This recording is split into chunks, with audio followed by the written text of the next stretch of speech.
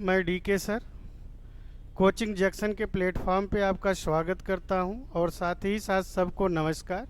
जैसा कि हम लोग यूपी टेट के लिए परसेंटेज चैप्टर को पढ़ रहे थे, परसेंटेज चैप्टर का हमने कुछ बेसिक वीडियो भी डाला है, उसे आप लोग देखेंगे तो आज जो आपको वीडियो दी जा रही है इसके सारे क्वेश्चन आपको समझ में आएंगे। तो ध्यान दीजिएगा भैया, हमने कहा था आप देखेंगे तो आपके स्क्रीन पर एक क्वेश्चन चल रहा है और इस टाइप के क्वेश्चन आपके एग्जाम में पूछे ही जाते हैं, ये तो कंपलसरी है, इसको आप इग्नोर मत करिए क्योंकि इससे क्वेश्चन तो आने ही आने हैं। तो निश्चित है कि आपको एक क्वेश्चन लेना है तो एक नंबर लेना है, तो ऐसे क्वेश्चनों पे मेहनत करनी होगी। आप ध्यान दीजिएगा क्वेश्चन में क्या लिखा जा रहा है कि कोई एक वर्ग है, ये आपका क्या है भाई, कोई एक वर्ग है, इसकी प्रत्येक भुजा में हमने क्या कर दिया है 16 सही 2/3% की वृद्धि कर दिया। तो आप ये बता दो कि इसके क्षेत्रफल में परिवर्तन प्रतिशत क्या होगा। तो ध्यान दीजिएगा बेटा, आपसे क्या पूछा है कि क्षेत्रफल में परिवर्तन प्रतिशत क्या होगा। तो देखो हमने आपको बताया है क्या, मैंने इसके पहले आपको बताया कि ऐसे क्वेश्चनों को हम ट्रिक के माध्यम से भी सॉल्व करते हैं। ध्यान दीजिएगा वो ट्रिक आपका क्या है भैया, इस बात को समझिए। ट्रिक आपको बताया गया कि आप क्या यूज करते हो, x + y + x × y/100। लेकिन मैंने आपको बेटा ये भी बताया कि अगर ये ट्रिक है तो इस ट्रिक से आप सारे क्वेश्चनों का जवाब नहीं दे पाओगे। क्यों नहीं दे पाओगे? क्योंकि मैंने बोला है कि एग्जामिनर ऐसी बात ना है कि क्वेश्चन एकदम ट्रिक पे बेस कर देगा। अब यहाँ पर देखो, अगर इस ट्रिक को यूज करते हो तो मैंने ये जो परसेंटेज वैल्यू बोला है ये कैसे बोला है, भिन्नात्मक। अब जब ये भिन्नात्मक वैल्यू दे दिया गया है तो इसको आप रखोगे और सॉल्व करोगे तो ये मेरी गारंटी बन रही है कि कैलकुलेशन इतना लॉन्ग हो जाएगा कि निश्चित है कि आप उसे सॉल्व ना कर पाओगे, और जब सॉल्व ना कर पाओगे तो क्वेश्चन कहीं ना कहीं से आप छोड़ दोगे और आपका एक नंबर चला जाएगा।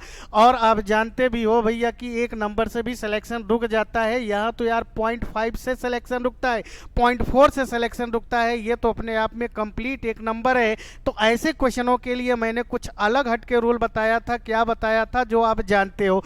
देखो, अगर आपको सॉल्व करना है फर्स्टली और ओरली ही सॉल्व करना है तो वर्ग होगा, वर्ग की भुजा ए होगा, तो इसका क्षेत्रफल अगर आप निकालोगे तो क्या होगा बेटा, a²। अब देखो मैंने वैल्यू बोला है कि अगर परसेंटेज दिया है तो उसको आप तुरंत भिन्न में कन्वर्ट कर लो।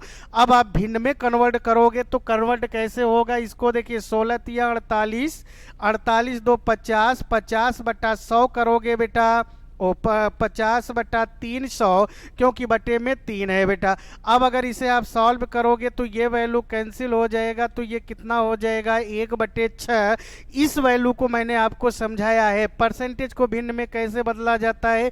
अगर इसे आप लोगों ने सीख लिया तो इसका मतलब कि पहले वर्ग की भुजा कितनी थी, 6, बाद में इसमें कितने की वृद्धि हो गई है, 1 की। अब अगर 1 की वृद्धि हो गया तो ये कितना हो गया बेटा, 7।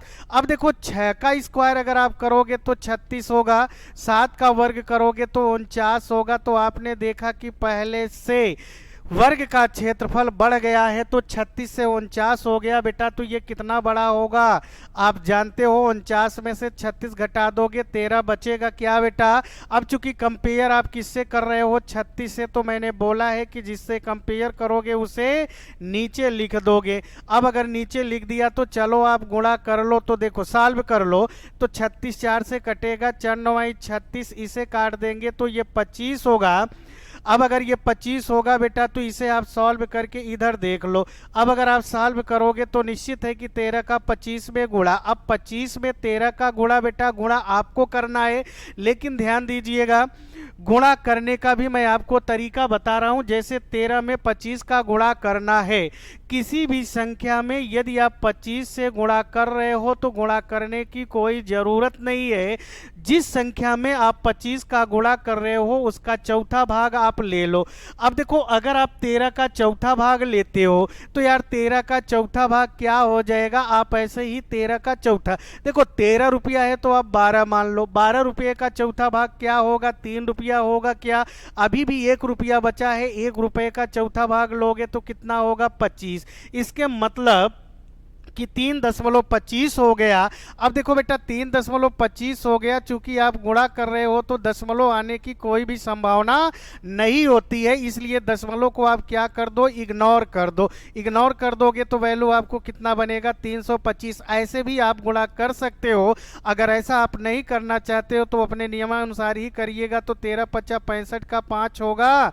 अब अगर 13×5 = 65 का 5 तो हासिल कितना जाएगा, 6। तो 13×2 = 26 और 26 कितना होगा बेटा, 32। अब अगर ये 32 हो गया तो 32/9 अब आप भाग दोगे तो कितना हो जाएगा, 9×3 = 27, बचेगा 5, हो जाएगा 55। तो 9×6 = 54, बचेगा 1, यानी कि 36 सही 1/9% का क्षेत्रफल में क्या हो जाएगी, वृद्धि। अब आप देखे होंगे कि ऐसे क्वेश्चन को भी मैंने समझाया है। तो इस तरह का क्वेश्चन आते हैं बेटा, अब ध्यान दीजिए जब भी आएगा। अब ये जो हमने रूल बताया ये निश्चित है कि आपका बेसिक रूल है, तो इसे तो आप नहीं भूल सकते हो ना, क्योंकि आप बचपन से ऐसे रूलों को यूज करते आए हो। तो ये रटाया तो नहीं गया ना, सिर्फ आपको सिखाया गया। और मैंने कहा भी है कि मैं आपको मैं सिर्फ सिखा रहा हूँ, रटा नहीं रहा हूँ। तो ऐसे क्वेश्चन आए तो बेटा हाथ से जाने ना पाए, नहीं बाद में आप कितना भी पछताओगे, किसी काम का नहीं रहेगा। आप जान भी रहे हो कि अगर इस बार जो 97,000 की आने वाली प्राइमरी शिक्षक की भर्ती है, अब अगर इस आ जाएगी तो इसके बाद आपको बहुत कम सीटें की वैकेंसी आएंगी। अब कम सीटें आएंगी तो निश्चित है कि स्टूडेंट्सों की संख्या ज़्यादा होगा, तो कंपटीशन बहुत ज़्यादा हो जाएगा ना। तो निश्चित है कि इतना मेहनत करो कि इसी बार आप क्या कर ले जाओ, फाइनल कर ले जाओ। और आपके पास एक सुनहरा मौका भी आ गया है, जैसे कोरोना महामारी का समय चल रहा है तो आप घर पे हैं, आप अपनी भी सुरक्षा करिए, अपने परिवार की भी सुरक्षा करिए। आप मस्त रहो, खुश रहो, लेकिन उसी के साथ साथ आप पढ़ाई भी जारी करते रहिएगा, क्योंकि सारी चीज़ों का अनाउंस हो गया है। निश्चित है कि टेट आपका इसी मई में आपको आना है फॉर्म, तो निश्चित है कि अगर मई में आ रहा है तो इसके लिए आप तैयार हो जाओ बेटा। अब अगर तैयार हो रहे हैं तो ऐसे क्वेश्चनों को ध्यान दिए रहिएगा। चलिए अगला क्वेश्चन हमारा क्या होगा। अब देखिए वर्ग से आपने समझ लिया कि जब वर्ग की प्रत्येक भुजा में हम क्या कर रहे हैं, परसेंटेज के रूप में वृद्धि कर रहे हैं। लेकिन यार ये जरूरी नहीं है कि क्वेश्चन ऐसा ही हो, क्योंकि एग्जामिनर क्वेश्चन को बदलेगा जरूर। अब जब बदलता है तो निश्चित है कि आपको समस्या हो जाएगी। अब मान लो अगर एग्जामिनर ने कह दिया, क्या कह दिया, इस बात को समझिए बेटा। जैसे कह दिया गया किसी वर्ग की प्रत्येक भुजा में, भुजा को आप समझिए, भुजा को 3 गुना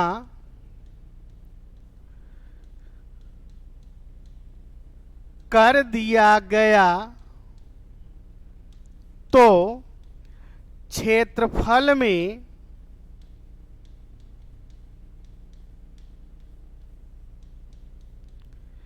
परिवर्तन प्रतिशत होगा।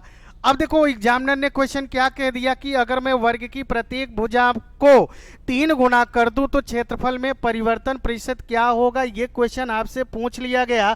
अब बताओ क्या उन्होंने भुजा में परसेंटेज वृद्धि किया, परसेंटेज कमी किया, ना किया, ना किया? तो आप ये बताओ क्या ये वाला ट्रिक अब आप यूज कर पाओगे क्या? बिल्कुल आप ना कर पाओगे, क्योंकि ये ट्रिक तो तभी आप यूज कर सकते हो जब वो भुजा में क्या करे, परसेंटेज वैल्यू की वृद्धि या कमी करे। लेकिन यहां पर तो एग्जामिनर ने क्वेश्चन को घुमा दिया। क्या घुमा दिया कि प्रत्येक भुजा को मैंने कितना गुना कर दिया, 3 गुना कर दिया। तो अब बताओ कि क्षेत्रफल में परिवर्तन प्रतिशत क्या होगा। बेटा समस्या आ गई ना, इसीलिए मैं कहता हूं कि ध्यान दीजिएगा, आप ट्रिक के पीछे बहुत ना भागो।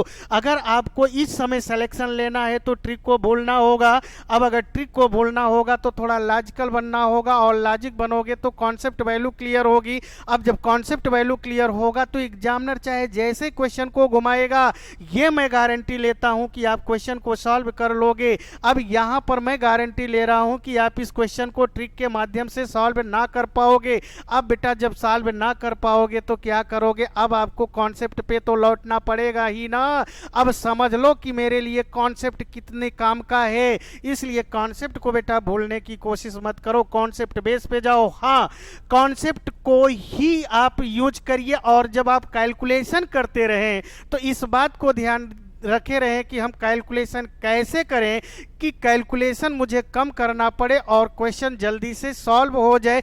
ये टेक्निक आप अपना लो, सारे क्वेश्चन को आप सॉल्व कर जाओगे 10 सेकेंड के पहले। जो मैं आपसे वादा किया हूं कि प्रत्येक क्वेश्चन का जवाब आप 10 सेकेंड के पहले दोगे, वही होगा। तो आओ बेटा, अब यहां पर क्वेश्चन क्या कह रहा है इस बात को समझिए। अब उन्होंने प्रत्येक भुजा को कितना कर दिया, 3 गुना। देखो आप क्या जानते हो, अगर किसी वर्ग की भुजा ये है तो उसका क्षेत्रफल कितना हो जाएगा बेटा, ए स्क्वायर। अब आप समझ गए ए स्क्वायर होगा। देखो वर्ग की प्रत्येक भुजा को मैंने 3 गुना किया। अब सबसे पहले मुझे ये तो कंफर्म हो जाए कि पहले वाली भुजा क्या थी। अब अगर हम पहले वाली भुजा को निकालते हैं या हम मान लेते हैं कि पहले वाली भुजा हमारी कितना है। भाई देखो, जब आप लोग मानते भी हो तो आप क्या मानने लगते हो, एक्स वाई जेड। ये कोई फंडा थोड़ी ना है भाई कि हम एक्स वाई जेड हमेशा मानते रहे। नहीं यार, आप फिक्स वैल्यू करके चलो। और फिक्स वैल्यू आप कितना मान लो कि पहले वर्ग की भुजा कितनी थी, 1 थी। जब वर्ग की भुजा 1 थी तो बाद में मैंने इसको बढ़ाकर कितना कर दिया, 3 गुना। अब अगर 3 गुना कर दिया तो 1 का 3 गुना कितना होगा बेटा, 3 होगा। अब अगर 3 होगा तो ध्यान दीजिएगा, 1 का वर्ग आप 1 जानते हो और 3 का वर्ग कितना होगा, 9 होगा। तो आप कंपेयर कर लिए तो पहले से आपका क्षेत्रफल बड़ा है। निश्चित है कि पहले से आपका क्षेत्रफल बड़ा है। अब देखो बेटा, अगर पहले से आपका क्षेत्रफल बढ़ा तो पहले 1 था, आज 9 हो गया, तो कितना बढ़ रहा होगा, 8 बढ़ रहा है क्या, निश्चित है कि 8 बढ़ रहा है। अब अगर 8 बढ़ रहा है तो चूंकि आप कंपेयर भी 1 से कर रहे हो और हमने बोला कि जिससे आप कंपेयर करते हो उसको आप कहाँ पे लिख दोगे, बटे में। अब बटे में 1 लिखना कोई जरूरी नहीं है, तो आप 100 का गुणा कर दोगे तो ये कितना हो जाएगा, 800% होगा। निश्चित है कि वर्ग के क्षेत्रफल में कितने परसेंट की वृद्धि हो गई, 800%। बोलो बेटा, कोई समस्या तो ना होगी, नहीं होना चाहिए। और एक क्वेश्चन यहीं पे मैं और दिखाता हूं। मान लो वो 3 गुना ना कह करके बेटा यहीं पे वो वैल्यू कितना कर देता, इस बात को समझिए। मान लीजिए वो वैल्यू को कितना कर देता, थोड़ा सा समझिए। अब मान लो अगर वो कह देता कि प्रत्येक भुजा को मैंने कितना कर दिया, 1.5 गुना। अब अगर 1.5 गुना कर दिया तो बेटा फिर समस्या क्या होगा, आओ इस बात को भी समझो। कोई समस्या ना है यार, अब बस आप अपनी लॉजिक लगाओ यार। अपनी लॉजिक लगाओगे तो क्वेश्चन सॉल्व हो जाएगा। क्या है लॉजिक, इस बात को समझिए। देखिए अभी अभी उन्होंने 3 गुना कहा तो हमारे लिए बहुत बेटर था, हमने तुरंत कर लिया। अब अगर हमने तुरंत कर लिया तो अब उन्होंने क्या कर दिया, 1.5 गुना। देखो बेटा, अगर 1.5 गुना को आप समझ सको तो इसको हम 2 फॉर्म में लिख सकते हैं। जैसे 1 सही 1/2 को मैं सॉल्व करूं तो 3/2 भी लिख सकता हूं, या इसी को हम लोग क्या लिख सकते हैं, 1.5। बोलो कोई समस्या आ रही है क्या, नहीं आ रही है। अब अगर पहले की भुजा 1 थी तो बाद में ये कितना हो गया, 1.5। अब अगर 1.5 हो गया बेटा तो 1 का वर्ग 1 होगा, 1.5 का वर्ग कितना होगा बेटा। अब आप थोड़ा सा सोचो कि 1.5 का वर्ग क्या होगा। अब 1.5 का अगर मैं वर्ग करूं तो देखो आप घबराओ नहीं। क्यों ना घबराओगे भाई, दशमलव को आप इग्नोर कर दो। हमने वर्ग, वर्गमूल, घन, घनमूल भी पढ़ाया हुआ है, तो वो वीडियो आप देख लेंगे तो आपको बिल्कुल क्लियर हो जाएगा। अब दशमलव वालों का अगर मुझे वर्ग करना हो तो दशमलव को आप इग्नोर कर दीजिए तो 15 बनेगा। आप ये बताओ बेटा कि 15 का वर्ग कितना होता है, 225 होता है। अब अगर 225 होता है तो दशमलव में है तो दशमलव तो लगाना पड़ेगा। आप देख लीजिए दशमलव 1 अंक के पहले है, तो जब आप वर्ग में दशमलव लगाएं तो जस्ट दूना करके लगाएं। तो 1 का दूना कितना होगा, 2, अर्थात 2 अंकों के पहले हो जाएगा। तो आप समझो यहाँ पर पहले आपका क्षेत्रफल 1 था तो अभी क्षेत्रफल कितना हो गया, 2.25। पहले से बढ़ गया क्या, कितना बढ़ गया भैया, 1.25। अब अगर 1.25 बढ़ा हुआ है तो इसमें आप कितने का गुणा कर लोगे, 100 का। तो देखो दशमलव तो हट गया तो निश्चित है कि वर्ग के क्षेत्रफल में कितने % की वृद्धि हो गई, 125%। बोलो क्लियर है, कोई समस्या तो ना है बेटा। तो ध्यान दीजिएगा, इस पे ऐसे भी क्वेश्चन पूछ लेता है। मान लो भाई एग्जामिनर है, मैंने कहा कि क्वेश्चन से ही क्वेश्चन निकालता है। अब उन्होंने वर्ग में क्षेत्रफल का परिवर्तन पूछ लिया, तो क्या परिमाप में नहीं पूछ सकता है? बिल्कुल पूछ सकता है। कैसे पूछेगा, इस बात को समझिए आप।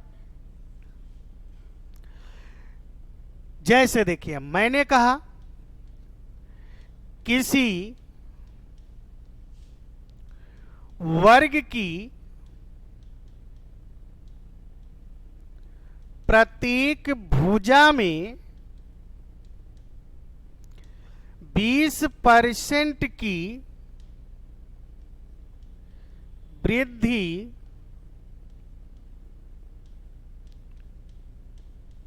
कर दिया जाए तो परिमाप में परिवर्तन प्रतिशत होगा। अब देखो, अभी तक क्वेश्चन पूछा गया कि आप ये बताओ कि क्षेत्रफल में परिवर्तन प्रतिशत क्या होगा, लेकिन अभी उन्होंने क्या पूछ लिया है भैया कि आप ये बताओ कि उसके वर्ग में परिवर्तन प्रतिशत, उसके परिमाप में परिवर्तन प्रतिशत क्या होगा। क्वेश्चन तुरंत बदल दिया गया ना।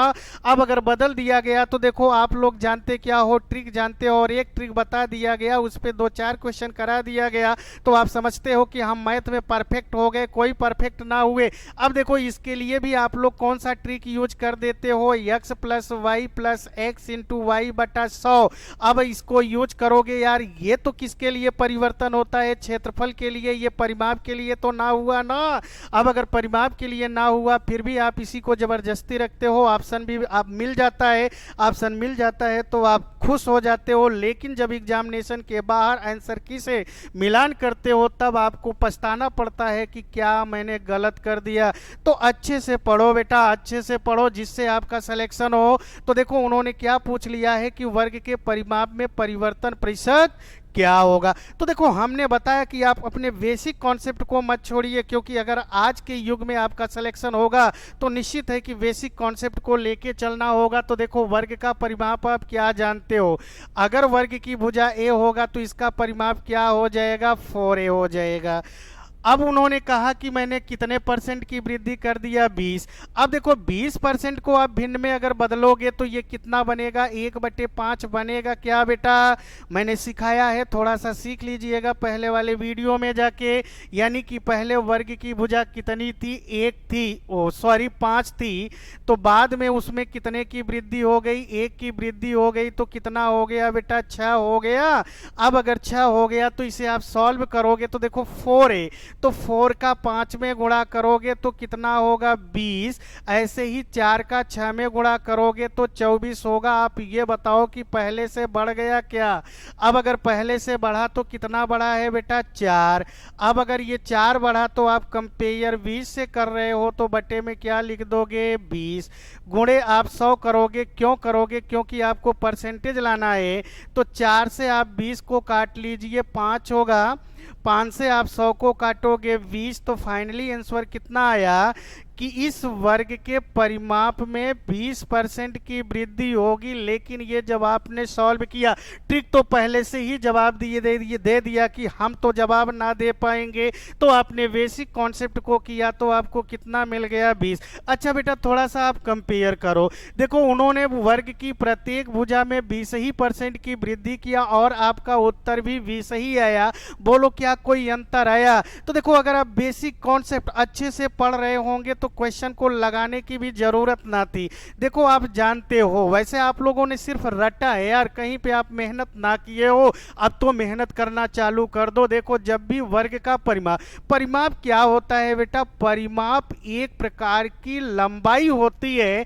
अगर परिमाप एक प्रकार की लंबाई है तो आप एक बात को तो समझते हो ना कि लंबाई में हम जितने की वृद्धि करेंगे उतना ही वह बढ़ेगा। भाई लंबाई को जितना आप बढ़ाओगे उतना ही तो बढ़ेगा ना। अगर ये भुजा है तो इसमें अगर आप लंबाई में वृद्धि कर रहे हो तो निश्चित है कि परिमाप भी तो उतना ही बढ़ेगा।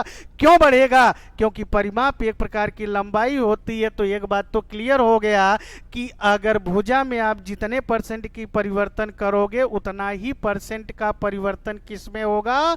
परिमाप में। तो लगाने की भी जरूरत ना थी बेटा।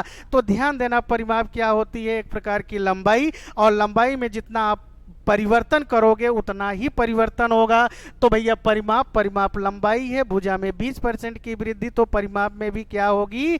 20% की वृद्धि होगी, इसमें कोई शक ना है। अच्छा मान लो यहीं पे वो ऐसा कह देता, क्या कह देता भैया? समझो आप थोड़ा सा। अब अगर आप समझते हो तो देखो, अगर वो ये कह देता कि मैं इस वर्ग की प्रत्येक भुजा में 30% की वृद्धि कर दिया। बेटा मैंने क्या कर दिया? 30% की वृद्धि, तो परिमाप में कितने परसेंट की वृद्धि होगी? 30 ही परसेंट का होगा ना, क्योंकि लंबाई में 30 तो परिमाप में भी 30। क्यों परिमाप में 30? क्योंकि परिमाप एक प्रकार की लंबाई होता है। तो इसका फाइनली आंसर क्या हो जाएगा? 30% हो जाएगा। बोलो क्या आपको लगाने की जरूरत थी? नहीं थी बेटा। तो वैसे ही थोड़ा सा मेहनत करिएगा, निश्चित है कि आप क्वेश्चन को देखते ही ऑप्शन को छांट लोगे। ऐसा भी तो क्वेश्चन होगा। अब अगर ऐसा भी क्वेश्चन होगा तो आओ, ये तो आप लोगों ने आयत को भी सीखा होगा, इसके पहले वर्ग को भी आपने सीख लिया। वर्ग में देखो हमने परिमाप में भी परिवर्तन कर दिया। तो कभी कभार एक क्वेश्चन आपको किससे पूछ लेता है? वृत्त से। अब अगर वृत्त से भी पूछता है तो ध्यान दीजिएगा क्या कहता है। जैसे कह दिया गया, यदि किसी वृत्त की त्रिज्या में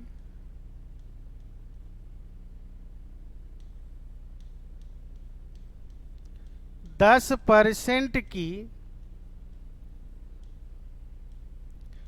वृद्धि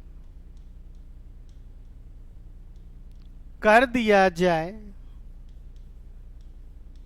तो क्षेत्रफल में परिवर्तन प्रतिशत होगा। अब देखो बेटा यहां पर भी आपसे क्या पूछ रहा है? परिवर्तन प्रतिशत ही पूछ रहा है। अब अगर परिवर्तन प्रतिशत पूछ रहा है तो किस में पूछ रहा है? क्षेत्रफल में पूछ रहा है। अब अगर क्षेत्रफल में, ध्यान देना बेटा, जब तक वो क्षेत्रफल में परिवर्तन पूछ रहा होगा तब तक ये वाला ट्रिक आप लगा सकते हो। लेकिन मैंने कहा कि यार ये ट्रिक है, कहीं ना कहीं आपका साथ देगा, कहीं ना कहीं आपसे बेवफाई करेगा।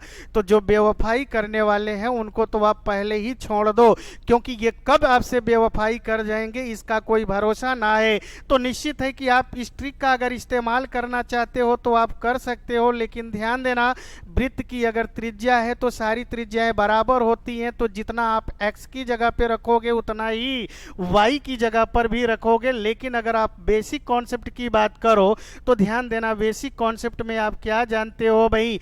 अगर कोई वृत्त है तो वृत्त की त्रिज्या r होगा तो इसका क्षेत्रफल क्या होगा भाई? पाई r स्क्वायर।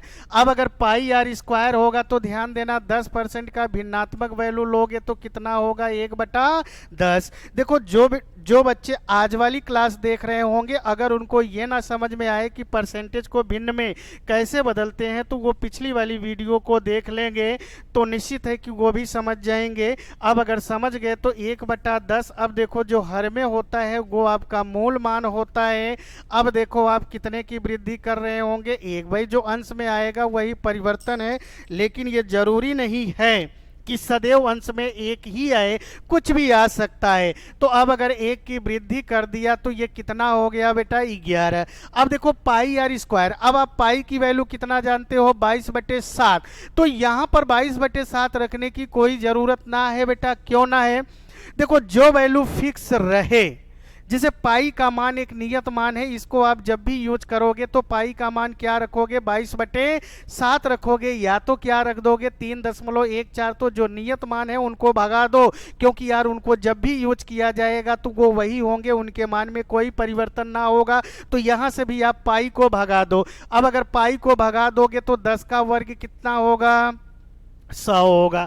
11 का वर्ग कितना होगा बेटा, 121 होगा। कंपेयर करो पहले से कितना बढ़ा, निश्चित है कि पहले से 21 बढ़ा। चूंकि आप 100 से ही कंपेयर कर रहे हो तो आप डायरेक्टली क्या बोल दोगे, 21% की वृद्धि हुई। बोलो क्या लगाने में टाइम लगा, ना लगा। इसीलिए मैं आपसे कहता हूं कि 10 सेकंड के पहले आप जवाब दोगे, बस थोड़ी सी आप मेहनत कर लो। बोलो बेटा क्या आपने समझ पाया, बिल्कुल आप समझ पाए होंगे। तो अगर वृत्त आ जाए तो भी आप यूज कर सकते हो। आप ट्रिक से भी लगाओगे तो उत्तर कितना आएगा, 21% ही आएगा, ये मेरी गारंटी है। लेकिन मैंने कहा ट्रिक हर जगह काम ना देगी। अच्छा बेटा ये बताओ, मैंने कहा कि जब क्वेश्चन से ही क्वेश्चन बनाए जा रहे हैं तो आप जानते होंगे कि त्रिज्या में दो चीजें, वृत्त में दो चीजें होती हैं, एक तो आपका त्रिज्या होगा और दूसरी क्या होगा, व्यास होगा।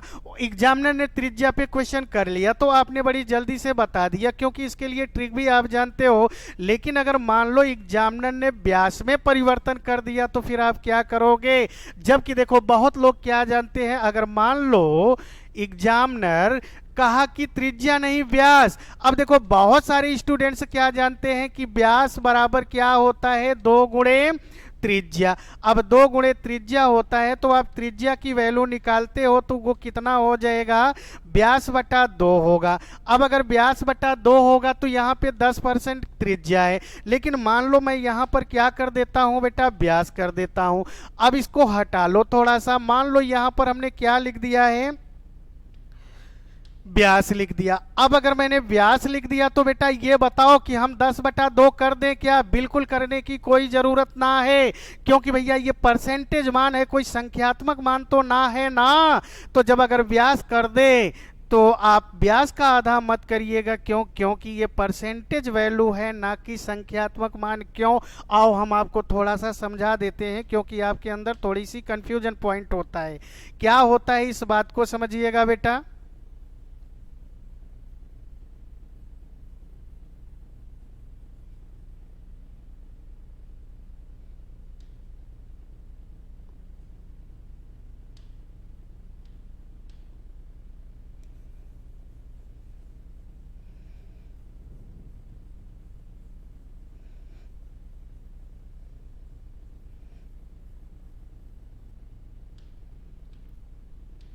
चलो बेटा आओ समझो थोड़ा सा क्या होगा। देखो क्वेश्चन में क्या कहा है कि वृत्त का व्यास, इसके पहले आप लोगों ने देखा था तो त्रिज्या था, लेकिन अभी क्या हो गया है, व्यास। अब अगर व्यास हो गया है बेटा तो निश्चित है कि त्रिज्या लाने के लिए व्यास का आधा ना करो, क्योंकि संख्यात्मक मान होता तो ऐसा होता, ये परसेंटेज वैल्यू है। जैसे देखो बेटा ऐसा मैं कह क्यों रहा हूं, जैसे मान लो मैंने एक संख्या क्या दे दिया भाई, चलो मैंने एक संख्यात्मक मान दे दिया है 300। अब अगर इस 300 का आप 50% निकालोगे तो कितना होगा भैया, निकालो तो 150 होगा। क्या भाई 50% का मतलब आधा होता है यार, तो 300 का आधा कितना हो जाएगा, 150। अब ऐसे मान लो यहाँ पर हमने क्या लिख दिया होता, 600। अब अगर 600 का आप 50% निकालोगे, अब देखो 50% आप निकालोगे तो कितना पाओगे भाई, 300 पाओगे। क्या, तो ये वाली वैल्यू को आप देखो, ये वाली वैल्यू क्या है, संख्यात्मक वैल्यू है। पहले ये वैल्यू 300 था, अभी ये वैल्यू 600 है, तो 300 का 2 गुना है। क्या, अब अगर 300 का 2 गुना है तो आप जानते हो कि त्रिज्या का 2 गुना व्यास होता है, और व्यास का आधा क्या होता है, त्रिज्या। अगर मैं इसे त्रिज्या बोल दूं तो निश्चित है कि ये आपका व्यास दिख रहा होगा।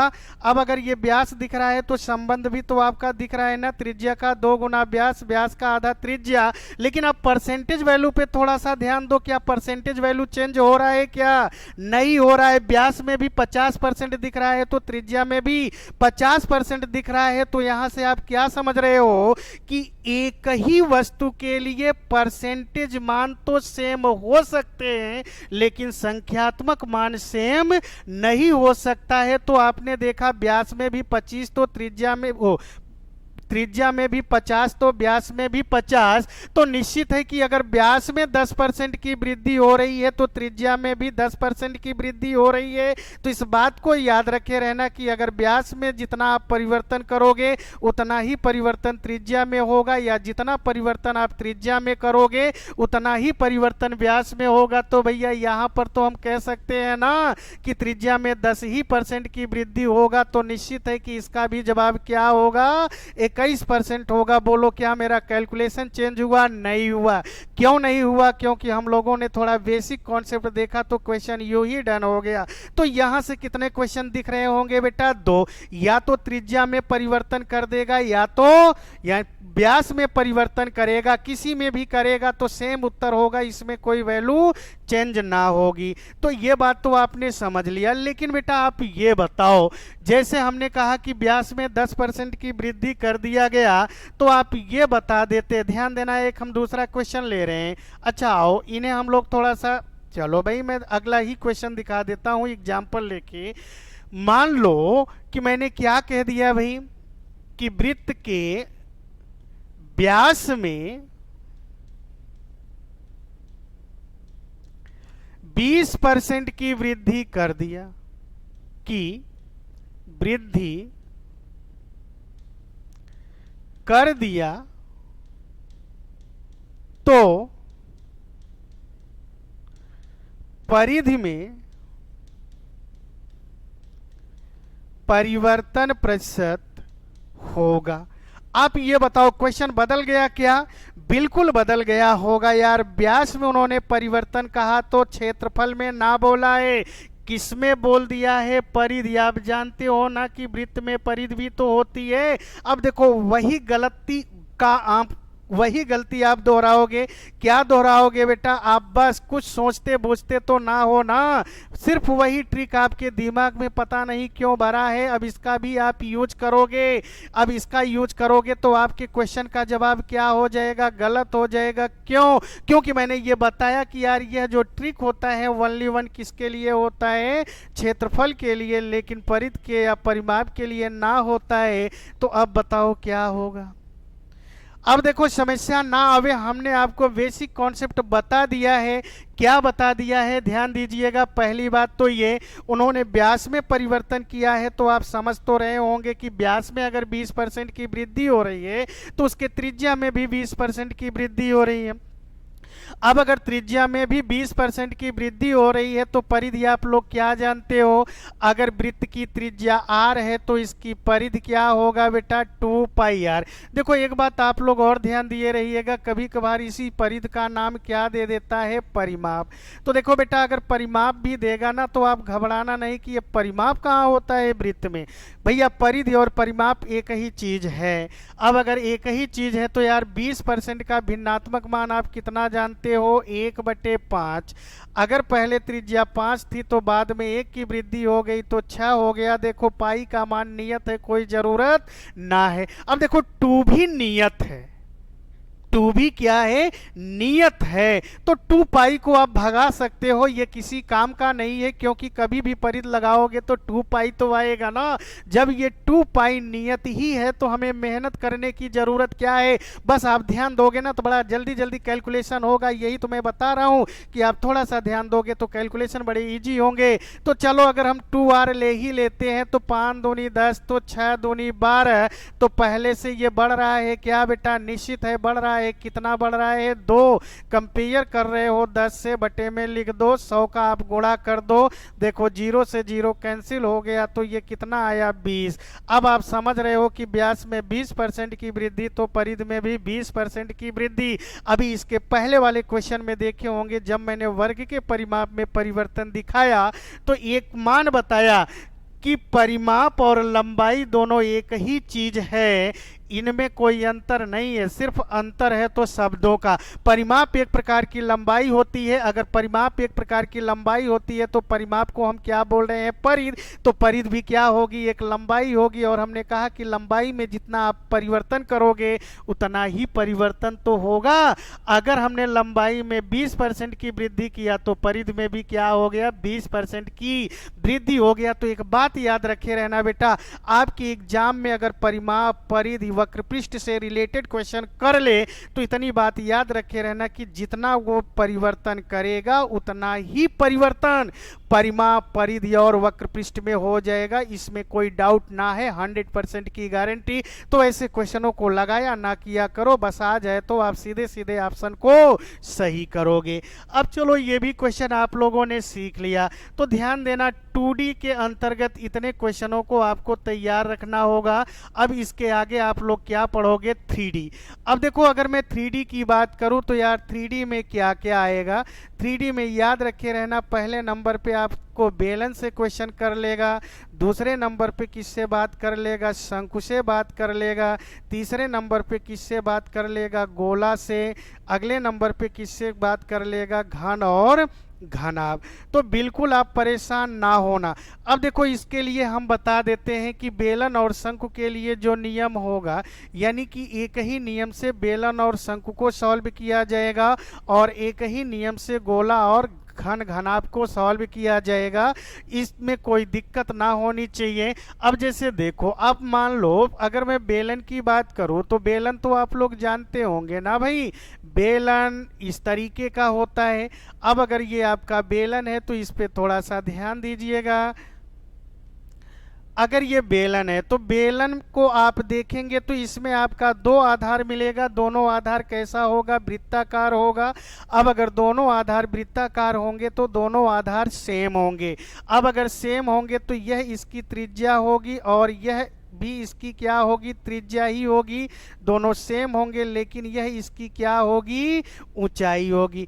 अब अगर ऊंचाई होगा तो ध्यान दीजिएगा, बेलन का आप आयतन निकालते हो।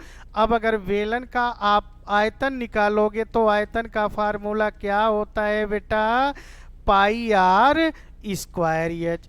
अब अगर पाई आर स्क्वायर एच होगा, मान लो एग्जामिनर ने कह दिया कि इसके त्रिज्या में हम क्या कर रहे हैं, 20% की वृद्धि कर रहे हैं, तो बेटा आप ये बता दो कि इसके क्षेत्रफल में परिवर्तन प्रतिशत क्या होगा। तो इसके लिए भी आप परेशान होते हो, लेकिन ध्यान देना बेटा, परेशान होने की कोई ज़रूरत ना है। वो सिर्फ किस में परिवर्तन कर रहा है, त्रिज्या में कर रहा है क्या।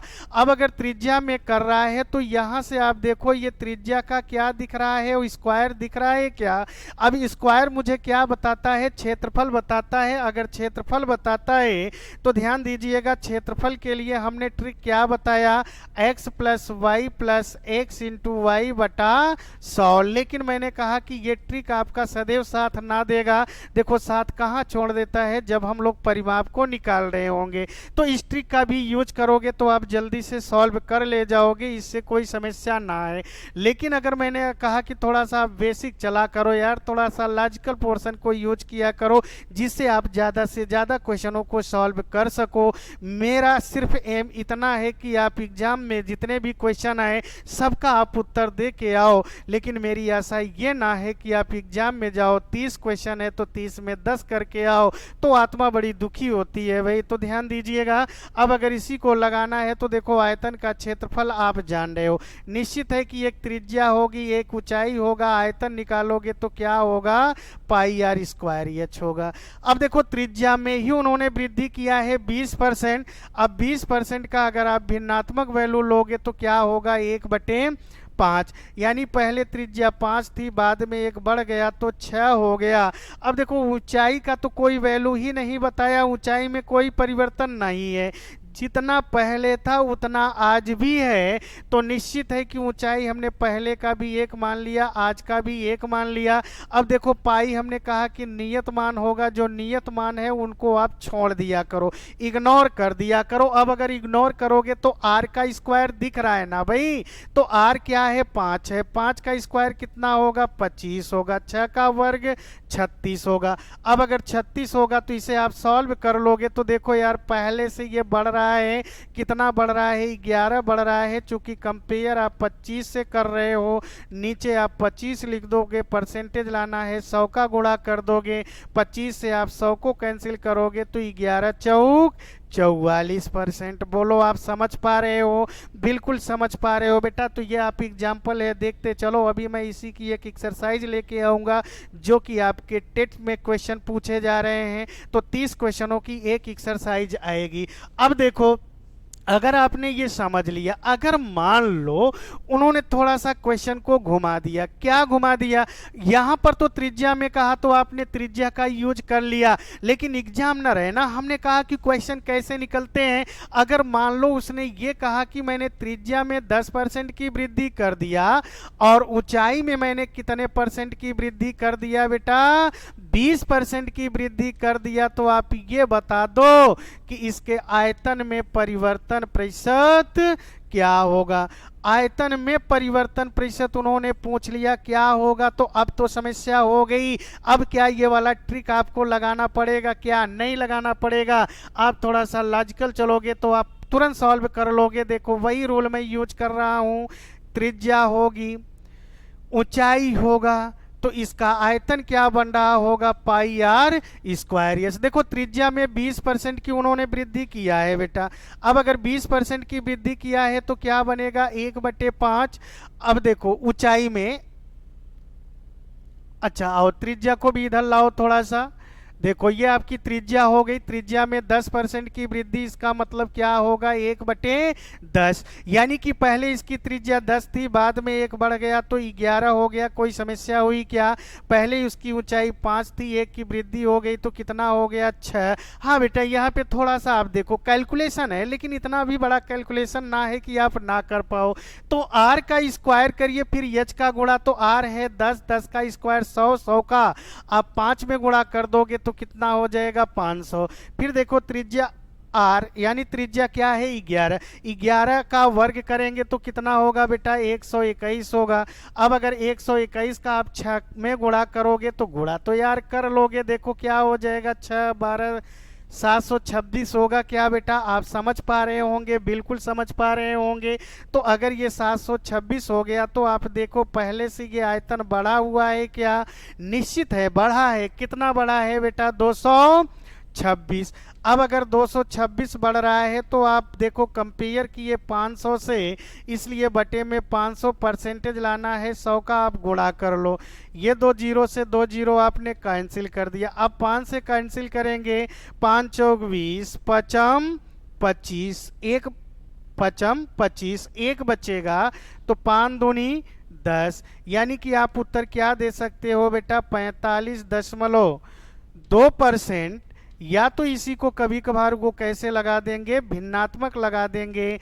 कैसे लगा देंगे बेटा, 45 सही 1/5%। अब क्या ऑप्शन में दे रहा होगा, इस बात को आपको समझना है कि ऊपर वाला ऑप्शन दे रहा है कि नीचे वाला ऑप्शन दे रहा है। जो भी ऑप्शन दे रहा होगा इसी के तहत हम लोग ऑप्शन को लगाएंगे। तो देखो बेटा जैसा उत्तर आपका बेलन का बनता है वैसा ही उत्तर किसका बनेगा, शंकु का बनेगा, इसमें घबराना नहीं। अब यहीं पे हम बेलन को हटा करके शंकु का नाम ले लेते तो भी उसका उत्तर कितना होता, यही होता। तो निश्चित है आपने बेलन को पढ़ा, शंकु का तैयार हो गया। तो इतना आप लोग सीख लीजिएगा। आपके सामने 30 क्वेश्चनों की प्रैक्टिस सेट बहुत जल्द ही आने वाला है, तो उसे भी जब हम लोग कर लेंगे तो निश्चित है कि इस परसेंटेज को आपने फाइनल कर लिया। और ध्यान दिए रहिएगा, प्रैक्टिस बनाए रखिएगा, एक आध दो क्वेश्चन मिलने के आसार हैं। तो बस आज इतना ही, बाकी नेक्स्ट वीडियो में हम लोग मिलेंगे।